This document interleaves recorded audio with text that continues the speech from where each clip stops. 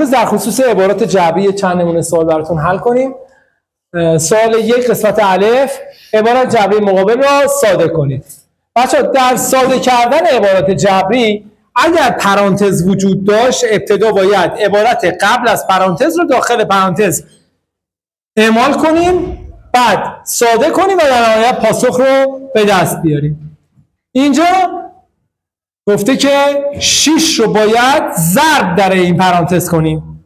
پس میایم 6 رو دونه بدونه تو عامل پرانتز ضرب میکنیم. 6 در 2x میشه 12x. 6 در 1 میشه به اضافه 6. خب الان قسمت پرانتزیش انجام شد. یه منهای 6 هم بعد از پرانتز داره که الان دو تا عبارت قرینه پشت سر هم داریم. اینها حذف میشه و در نهایت پاسخش میشه 12x. قسمت ب گفته مقدار عبارت جبری زی را به ازای آ مساوی 4 به دست بیارید. من این رو یک بار به شما یه نکته ای رو بگم، اونم این هستش که حالا این عبارت ما الان نیاز به ساده کردن نداره، ولی بچه‌ها اگر عبارتی داد نیاز به ساده کردن داشت اول باید فرایند ساده سازی اتفاق بیفته بعد مقدار دهی بشه. این چندین بار من این موضوع رو گفتم به بچه‌ها ولی متاسفانه فراموش کردن. سر جلسه امتحان مقدار دهی کردن و در نهایت جواب درسته ولی بزرگ میشه، عبارتتون خیلی زیاد میشه و ممکنه بینش اشتباه اتفاق بیفته. پس اول ساده کنید بعد ساده شدهش رو بهش مقدار دهی کنید. اینجا عبارت ساده است، نیاز به ساده کردن نداره. به جای آ باید عدد 4 رو قرار بدیم. پس میشه 7 ضرب در 4 به علاوه 2 تقسیم بر 4 به علاوه 1. خب اینجا اول باید فرآیند ضرب رو انجام بدیم دیگه. فرآیند ضرب انجام میدیم. 7 4 تا 28 تا به علاوه 2 پایین هم تقسیم بر 5. خب 28 به اضافه 2 میشه 30 پنجم که در نهایت پاسخش میشه 6 و تمام. سوال دوم، جمله انوم عبارت مقابل کدوم گزینه است؟ 3 5 7 9 و غیره. خب برای اینکه جمله انوم این عبارت رو ما به دست بیاریم کافیه که به هر کدوم از این اعداد ما یک رتبه میدیم. رتبه اول، دوم، سوم و چهارم. خب فاصله بین جمله ها رو ما بررسی میکنیم. ببینید از 3 تا 5 2 واحده، از 5 تا 7 2 واحده.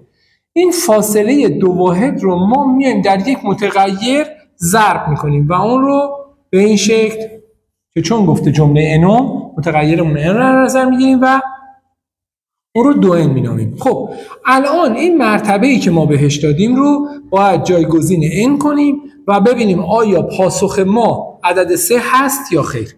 پس 2 رو ضرب در 1 میکنیم، بهش مرتبه اول رو دادیم، 2 ضرب در 1 میشه 2 در حالی که عدد مسئله ما 3 هستش. پس این اختلاف رو ما باید به این 2n اضافه کنیم. پس به جای 2n ما یادداشت میکنیم 2n به علاوه 1. حالا اینجا 2 رو ضرب در 1 کردیم شد 2 به اضافه 1 میکنیم میشه 3. این رو برای مرتبه دوم هم حساب میکنیم، یعنی برای عدد 2 میشه 2 ضرب در 2 که میشه 4 به علاوه 1 میشه 5. تا اینجای کار 2 تا از مؤلفه هایی که داده تو صورت مسئله درسته. برای بعدی 3 رو چک میکنیم، میشه 2 ضرب در 3 برابر با 6 به علاوه 1 میشه 7. مؤلفه سوممون هم درسته. همین 3 تا کفایت میکنه. معمولا تو سومین آزمایش هم جواب بده دیگه عبارت انوممون درسته. پس جمله انوممون میشه 2n به اضافه 1 و یه جیم صحیحه. سوال بعدیمون گفته معادله مقابل را حل کنید.